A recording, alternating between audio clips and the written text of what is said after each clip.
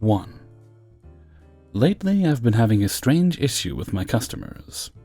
Every time they open the door, they look absolutely confused. As if they forgot they ordered pizza, then take the food. So this wasn't new to me when I got to this lady's door. I say her name and she confirms and starts saying, "I didn't order delivery. I ordered carryout. Why are you here?" I was taken aback, but I told her, "Sorry ma'am, but the ticket says delivery. I'm just doing my job." She says whatever, makes a big show of calling her friend who was on their way to get the food. Meanwhile, I'm pulling out the food. Y'all, I committed the greatest sin in the customer's eyes. The cut table didn't put the marinara sauce in a bag like they usually do.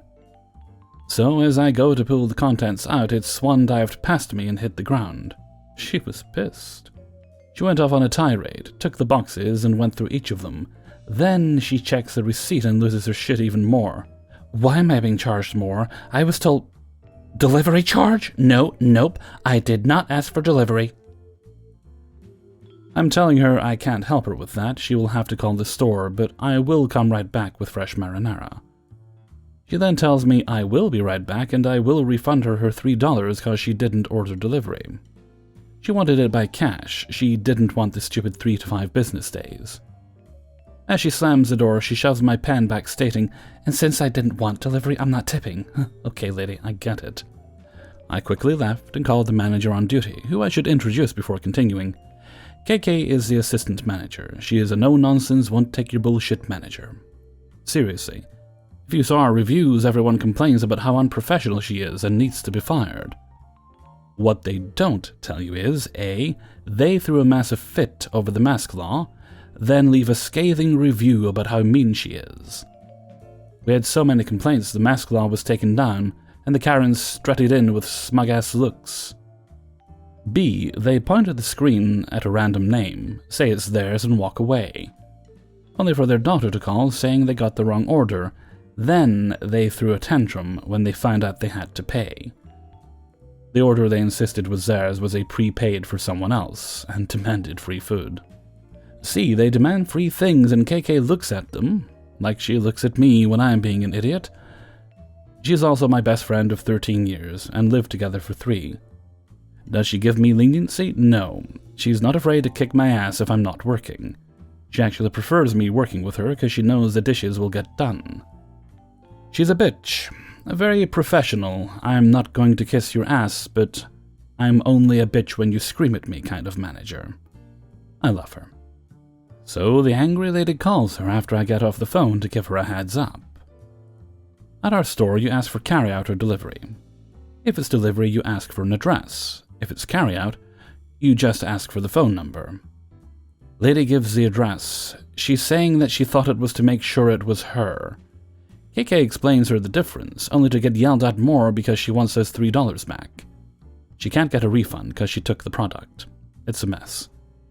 KK finally gets off the phone as I'm holding the marinara and is about to go back to that chaos. She stops me, snatches the cup out of my hand and tells me, "You're not going back there." She sends someone else. I asked if it was because I'm a pushover, and she said no. She would have thrown me out there if it was someone else. She just doesn't want drivers dealing with pissy customers twice. Anyone remember that video of a Karen demanding to know people's names in a public area and kept screaming they legally have to tell her? Yeah, she started that with KK, and she was just fed up at that point. KK doesn't put up with people who throw tantrums. When she's not dealing with angry customers, she's a sweetheart to regular customers, is a massive goofball, and makes sure the job gets done.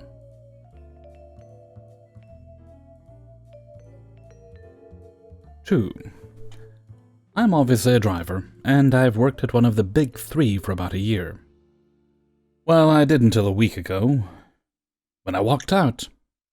For the record, I've had experience driving at other pizza places too, totaling around 2 years' worth of experience. I left the job and still do, and would still be doing it right now if it weren't for the terrible management and condescending nature of the environment that we get subjected to as lowly delivery peasants.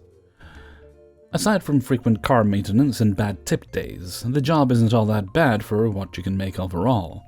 But in most cases, there's very little room for a future in doing it unless you plan on moving up in the company. Anyways, While I've had some great GMs and some not so great ones, one of my GMs even played video games with me like GTA and Phasmophobia. After our shifts, that's how cool he was. I can safely say that in my experience, they've all at least known how to do their job. A few of my GMs lacked compassion, and it showed. Example, they didn't like callouts for legitimate reasons because of the few liars in the store, but they at least did their job when it came down to it. But the manager I'm talking about today wasn't even a GM, and trust me, that's a good thing. The last thing this entitled run needed was the title of store manager. His ego was already off the charts as it was, despite the fact that he was just a shift leader and not the actual GM or assistant GM. We'll call him Edwin. Edwin is 19 years old. To picture how he looks, imagine Machine Gun Kelly but with twice the tattoos, black hair instead of blonde, and glasses that make him look like a geek. Oh, and lots of warts and pimples that didn't disappear when puberty did. That's Edwin. He has the ego of a cocky Manhattan office executive, and it would show based on how often he'd buy expensive shoes and clothing or jewelry, just for the sake of bringing it to work and showing it off to all the broke employees at the store. I'm being literal. This dude would buy $200 to $300 shoes just for the sake of showing it off, not just because he particularly liked them. He admitted this to me one night in conversation when I first started working there, and I knew right away what type of person this guy would be to work with. It's not having expensive taste that's my issue. It's when you just like projecting your self-image onto others because you're an insecure twig. Even worse, Edwin constantly blasted vulgar music in the store via Bluetooth speakers, and customers would walk in and walk out based on how vulgar it was, particularly women and children and the elderly. He'd half-assedly try and turn it down after they got an earful sometimes, but clearly he had zero respect for anyone but himself. And for the most part, all of his behavior went unaddressed by our at-the-time GM, and yes, we told her, several times. For the most part, actually, she was very good at her job, but she ended up getting replaced by another GM that was more strict later on, because she had the tendency to not hold people accountable. After all, that's a big part of being a GM. Despite all this, I put up with Walmart Machine Gun's ego for many grueling, aggravating, mentally deprecating months. And now I realize my worth was much more than what I put myself through, but at the time, I needed the paycheck. And I figured the good money I'd make every night was worth more than choking this guy and losing my job or potentially going to jail. I'm good at anger management, but trust me when I say this, even the calmest person on earth would want to smack this guy after spending 8 hours listening to the fool talk about his shoe collection. The rest of our crew was okay. We had Edwin's brother, Brent, who also worked in the store as a cook and make-line guy. He was awfully annoying to me when he was previously a delivery driver, because of how long he took on his runs where he would smoke weed and drive on delivery, yes. People complained of the smell, no, he didn't get fired. But after they introduced driverosity and tracked us through the car toppers, he switched to in-store pretty quickly. We also had some pretty good drivers and an assistant manager who would always buy us drinks and stuff. Overall, it was a really good crew to work with. But as they say, bad apples can and will always exist. Well, onto the reason I finally decided to quit. It was ultimately a combination of my own built-up frustration with Edwin and his favoritism. It was obvious he treated people like his brother better than he would me or anyone else. On the surface, Edwin would be nice to everyone, strike up conversations, and then show you his new shoes he just ordered. But when it came down to it, if something went wrong, the last person he'd blame was himself, his brother, or his brother's girlfriend, who also worked at the store. It was always me or someone who had no relationship to him. Someone he could blame without caring. One thing Edwin always did that he was not supposed to do was give out his manager number to employees. Every time it was his shift, whenever he'd go outside to smoke or something, he'd give out his number to everyone in the store and say, "Here's my number for anything you need. Don't bother me." This is his number he uses to clock in, but unlike our numbers, his can give people discounts and do overrides for deliveries and stuff like that. You may be familiar with a system like that depending on where you've worked. Only Edwin was supposed to know Edwin's number. He was not supposed to give it out under any circumstance. Obviously, because it creates an extreme liability issue. He's lucky he had such an honest crew, because literally any one of us could punch his number in on the safe and pocket money out of it. And there would be nobody to blame but him.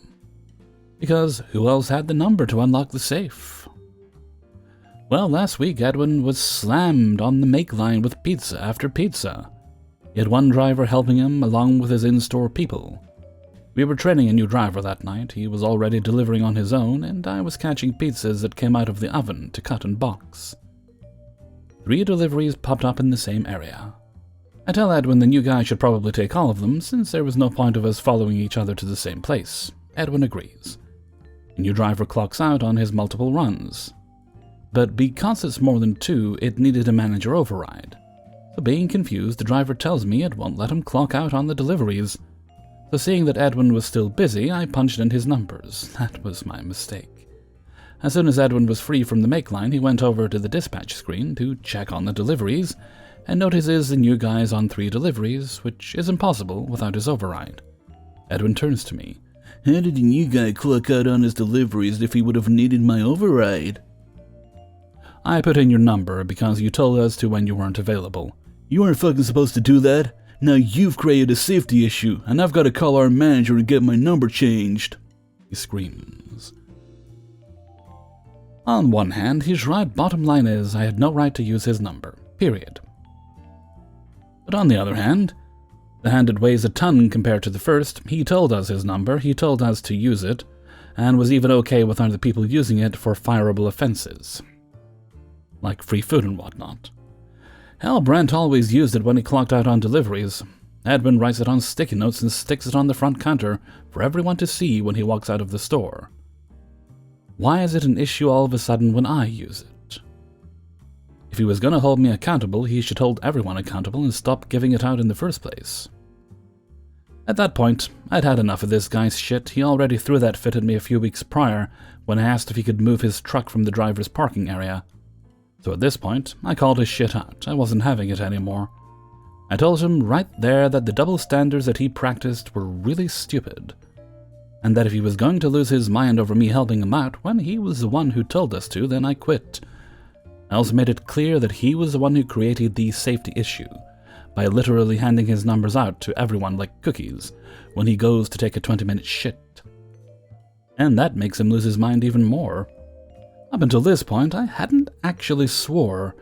Everything was said exactly as I said it, but despite there being customers in the lobby, this guy goes super wah-wah baby mode and starts cussing me out right there in the middle of the store. He says something along the lines of, "Ain't gonna have some broke-ass minimum wage delivery driver disrespect me. On my mama, I'll beat your fucking ass if you talk to me like that again. Give me your money and get the fuck out before I put hands on you." I started laughing. At this point, on this day and hour and year, I was convinced that certain men have periods. Ladies, you're not alone. I hand him my money from my deliveries, which he snatches aggressively, dropping all the money. And as I'm grabbing my stuff, this guy is continuing to scream similar expletives on my way out the door.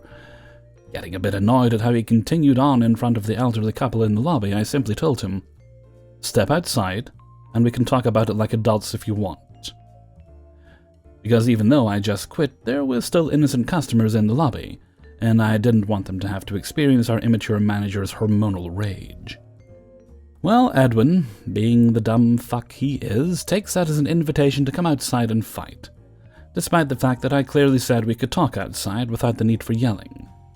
Edwin then proceeds to put on his manliest, "I'm a thug, I got it out the mud," walk outside to confront me. And lo and behold, his idiot brother follows him too. Why? Because apparently he thought I was threatening his brother. Good grief. When outside, Edwin proceeds to get within an inch of my nose threatening me, and I just shrug him off and proceed to my car. He then calls me a bitch several times, and says he knew I wasn't about that life, while his brother stands by and cheers him on. Remember, he's above me, guys. He's a manager, and I'm just a broke-ass minimum wage delivery driver. I should be the one kissing his almighty feet and apologizing. Not.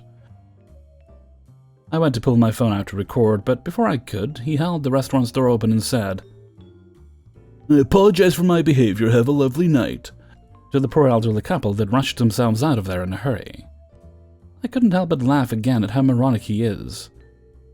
I told Edwin and Brent to have a good night as I started my car. But before I could drive off, Edwin screams out something about my mother being a bitch, to which I reply, "And I made yours my bitch last night, have a good night." Bert and Ernie both scream in rage as I drive off. I had no idea at the time that by driving off, I just possibly made the best decision for career and for myself. Nobody should ever have to put up with this much from an employer, period. Obviously, there were wrongs done on both sides of this equation. I was wrong for using his number, but I wouldn't have known it if he hadn't told me it. It's like telling your roommates they can use your work car for personal errands, and the second one of them does, you get mad at them and cry about it being a safety issue.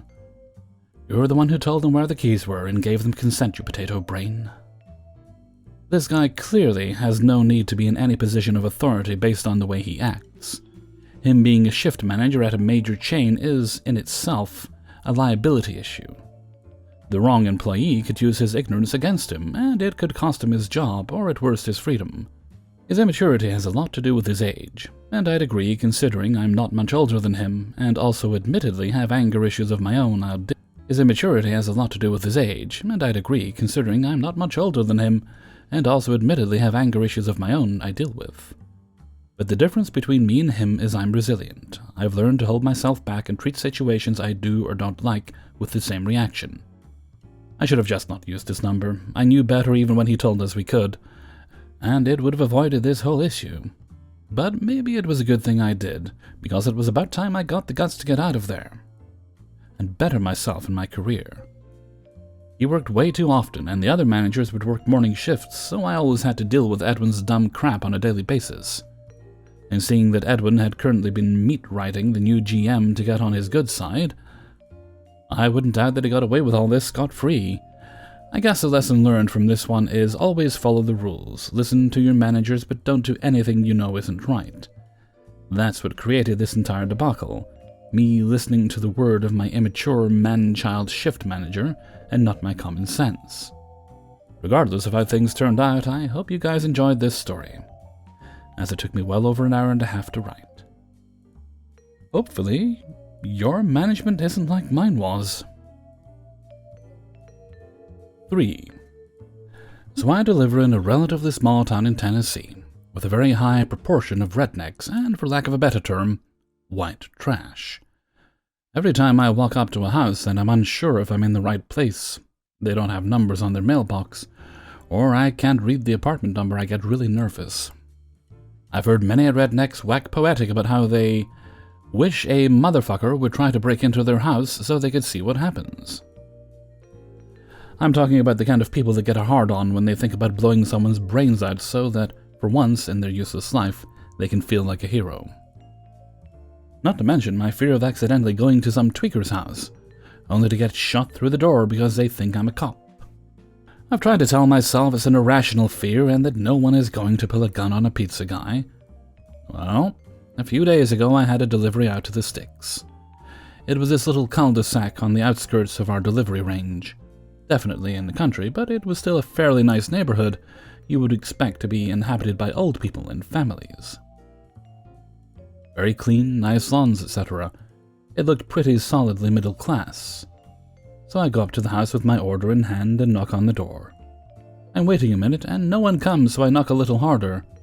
And then the fear starts creeping in. I start to think, maybe I'm at the wrong house and I'm getting a little anxious. So I decide to go back to the car and call the customer to confirm the address. As I turn to go back, I see a man come around the corner of the house with a gun pointed at me. So I turn to fully face him so that he can see I have an armload of pizzas. I've always wondered in a situation like this if I would run or freeze or what, but I was surprised at how calm but mostly angry I was in the moment. He honestly looked more scared than I did holding his gun. All I could think to say was, "Bro, chill, I'm a fucking pizza guy." After a few beats he realized what was happening and lowered the gun, and all he had to say was, "Oh, I didn't order any pizza." I said, "Yeah, no shit." And he turns right back around the corner and shuffled away. No apologies, no Oh, I'm so sorry for scaring you like that. Nothing. And just to show how unshocking that kind of behavior is, his neighbor came out right as he was going inside and didn't see anything. So I thought maybe the neighbor had ordered the pizza, since I was obviously at the wrong house. I asked the neighbor if he ordered the pizza, and he said, "No, but maybe he did," and gestured to the house I was just at. I said, "Well, it definitely isn't, because he just pulled a gun on me." And his neighbor goes, "Huh," and shrugged his shoulders like I had just told him I think it might rain later. No response. Just totally normal behavior around here, I guess. Eventually, I did find the right house and didn't even bother to mention that her neighbor pulled a gun on me less than 2 minutes ago.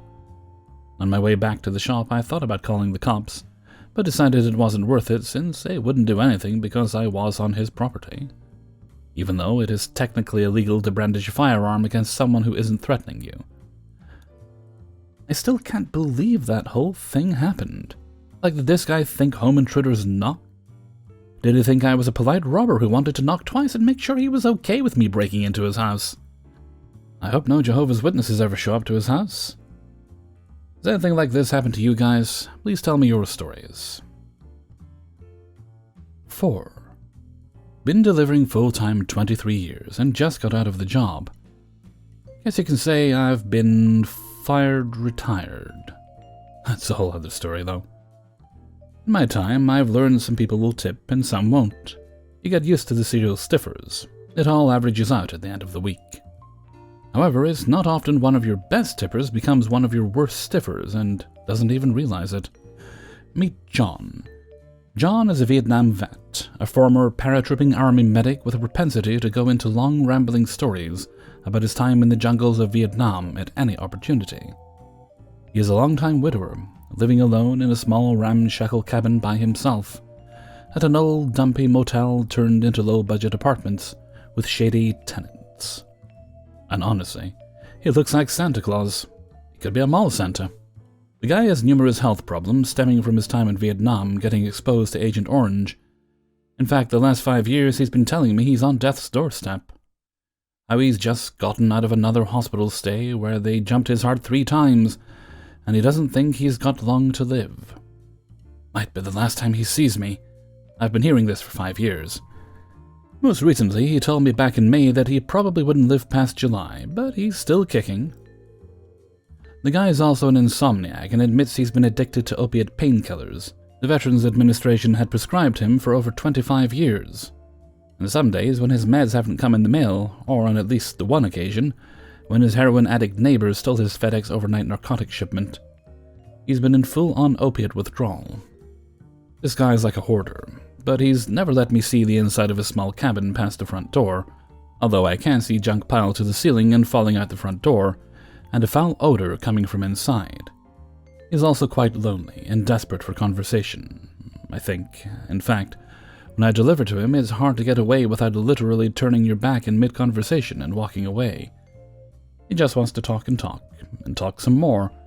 There have been days where I'm on his steps talking to him for over 25 minutes, and work calls and wants to know where the hell I am, but I can't get away. And I don't want to be rude and just turn my back and walk away in mid-conversation. The guy thinks we're the best of friends.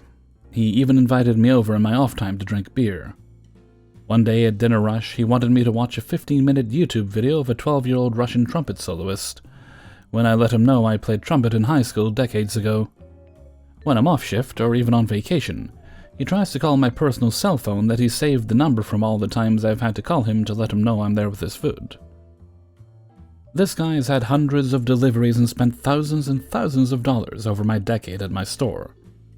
However, he's a major pain in the ass, because he has so many special requests with his orders that by the time he's done, he's basically ordering custom things that aren't even on the menu or are labor-intensive and time-consuming to make, backing up other orders in an extremely busy store that's designed for quick service.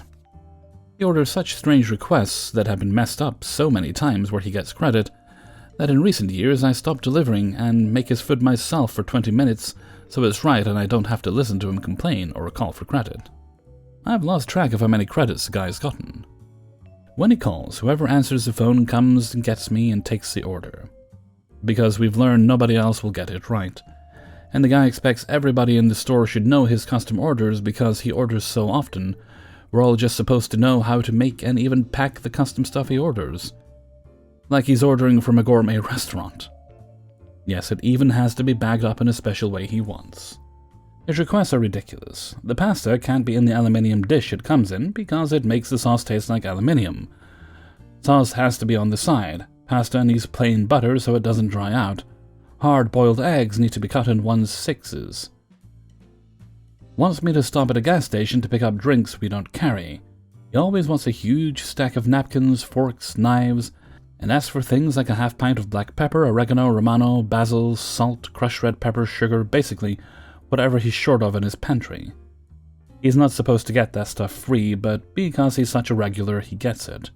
Otherwise he complains, and it always comes down to, "Well, I'm a good customer. I've spent thousands of dollars and I'm a war vet, so I deserve it."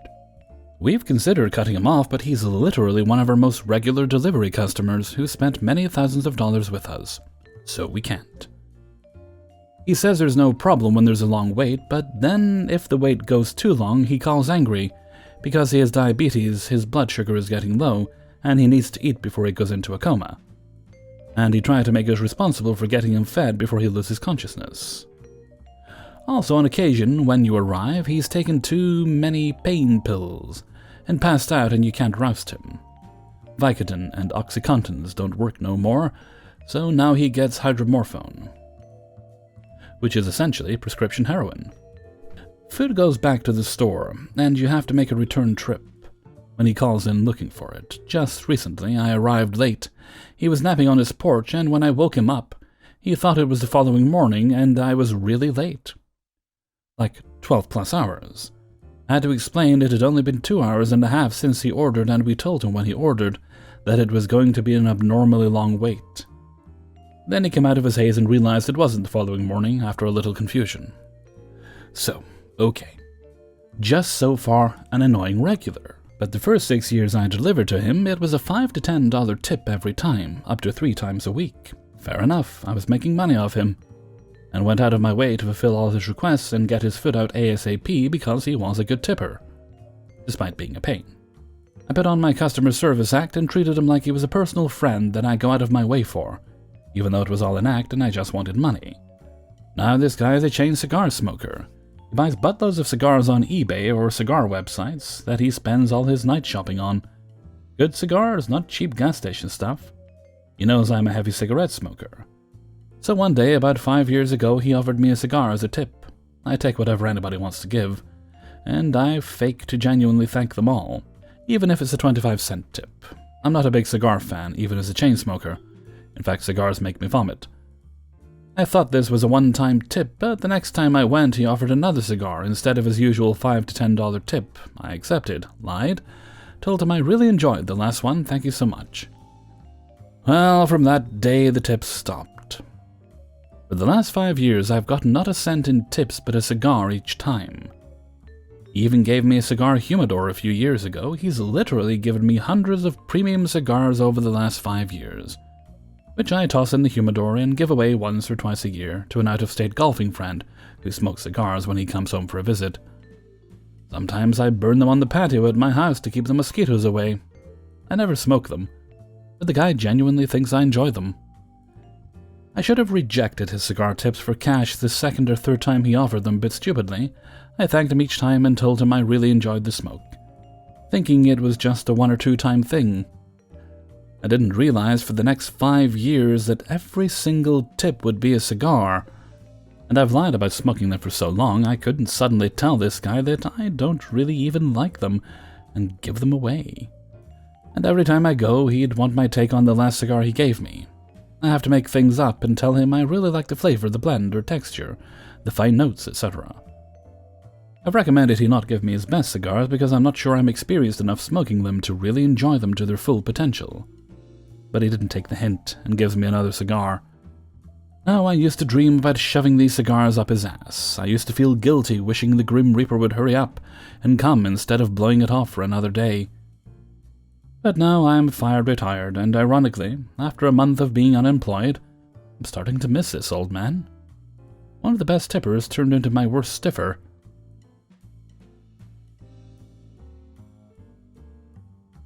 5. I'm still really mad about this, but last night I got sent out on a triple to 3 orders in the same area. We were so busy there was barely any room to put the bags down, so we could load up the food into them. Very overwhelming. One of the orders, let's say the street name was 7872 Panda Crescent, and they had $33 worth of food. I had triple-checked my receipts before taking off. I could have sworn my receipt said 7872 Panda Crescent. So, I open up our driver app and turn on my GPS and begin driving. It was the first destination on my list of deliveries. I get there all the way up to the door, hand the customer the food, and the customer asks for the receipt to sign. Well, it was just a regular receipt, not the one you sign, which at first I thought she was asking for the receipt in case they might have missed anything, which, understandable. But she mentioned she couldn't see anywhere to sign, and I asked if she was trying to tip rather than keep the receipt, which she responded she was. So I told her not to worry. Since it was paid for, I could just put that she tipped over card in our driver app, and later it would automatically adjust itself. But I noticed when I tried to put the tip amount in, it was supposed to be a cash order, but the receipt said paid. I realized what was happening and asked to see the receipt. The address listed on the receipt was 209 Panda Drive. That address was literally on the opposite end of town. I wanted to slap myself, man. How? I apologized immediately and explained, and she was understanding and gave back the food. I packed up, and as I was leaving, another driver from my store had pulled up. He greeted me, very confused, and asked if the customer had ordered twice. I shrugged and explained. He was confused, though, still, because he was also out on 7872 Panda Crescent, which I was out on at the same time. We figured maybe it was a technical error, and wanting to make sure everything was how it was supposed to be, we called the store to verify everything was correct because neither of us understood what happened or how we got to where we were. As I was trying to explain the situation, our cashier kept interrupting me to say, "Okay, Whiskey, you need to take 209, other driver will take 7872. Okay, but how is he on the same order as me? That's what we're trying to understand. Whiskey, you need to listen. You have 209, so you need to take that one. He has 7872, so he needs to take that one. Yes, but what is he out on?" Finally, after a few minutes, finally got an answer. Really felt like I was speaking a different language there. Basically, in the app, he was out on 209, but he had no idea because he never checked the app, just a receipt. So he grabbed the order I was supposed to take. Because of this, he didn't let anyone know, and nobody could call to notify me that I had the wrong order with me because nobody knew. I'm not blaming him, though. He did almost the same thing I did, saw Panda and ran with it. But still, now I had to take the other 2 orders first, and then run all the way across town because I was on a triple. He was on a single. This neighborhood is obnoxiously big, filled with roundabouts, long winding roads and curves, and the max speed is 25 miles per hour. Takes 20 minutes just to get to where the houses are. By the time 209 got their food, it was cold and an hour late. I didn't know who to be pissed at more, myself, the cashier making me feel dumb, and not listening to a single word I said, or the other driver. I was most definitely pissed at myself the most. But I was definitely pissed for the customer because I feel like had me and the other driver just swapped our orders when we ran into each other, well, at least their $50 worth of food couldn't have been cold, bruh. What an absolute shit show. And I get this isn't uncommon because I've done this by mistake before and it was an easy 1, 2, 3 fix. But given the circumstances, me taking 209 made no sense to me. Hey everybody, Hellfreezer here, and thank you very much for listening to Parables from the Pizza Oven, episode number 7. And thank you very much to everybody who allowed me to use their stories in this video. If you enjoyed the video, then please do like and subscribe. Alright, we have a little birthday shout out to do. Let's see. I just double check that this is the only one for today, 24th March, October 25th, 31st, next year, 24th. Yeah, okay, just that one for today. Okay, this birthday shout out goes to Diana, whose birthday is on the 19th. Diana is an indeterminate number of years old today, and I hope you're having a wonderful birthday, and you are being appropriately spoiled as is traditional. If cake and ice cream are not there in sufficient quantities, then I will have a word with your father. It will be a firm word. It will be more. Alright, now before we go, I'd like to sing happy birthday to you. Happy birthday to you. Happy birthday to you. Happy birthday, dear Diana. Happy birthday to you. Alrighty, and I think we're going to wrap things up there for now. So until next time, thank you very much for listening, and take very good care of yourself.